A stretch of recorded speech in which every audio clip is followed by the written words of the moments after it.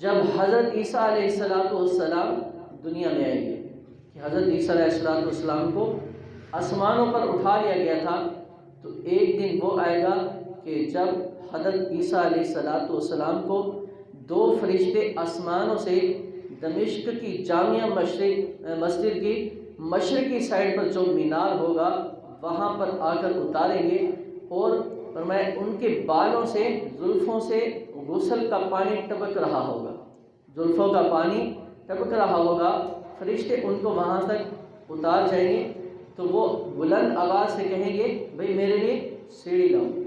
جب وہ نیچے اتریں گے تو ادھر سے حضرت مہدی علیہ السلام امامت کرانے کے لیے مصلی پر کھڑے ہو چکے ہوں گے۔ تو جب حضرت عیسیٰ علیہ السلام نیچے اتر آئیں گے تو حضرت مہدی علیہ السلام پیچھے ہٹ جائیں گے۔ حضرت مہدی علیہ السلام کہیں گے آپ اللہ کے نبی ہیں، آپ امامت کروائیں، آپ اللہ کے نبی ہیں، آپ امامت کروائیں۔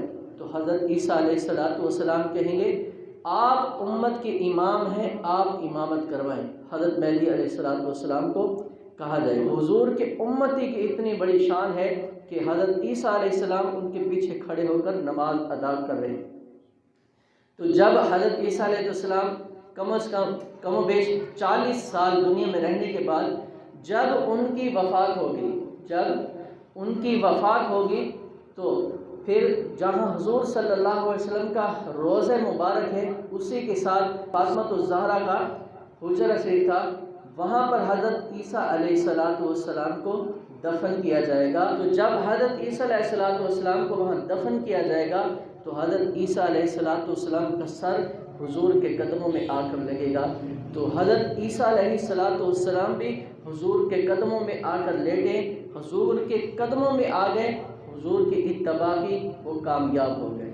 تو جو بھی حضور صلی اللہ علیہ وسلم کی اتباع کرے گا، حضور کی زندگی کو اپنائے گا، وہ اللہ تک پہنچ جائے گا، اسے اللہ مل جائیں گے۔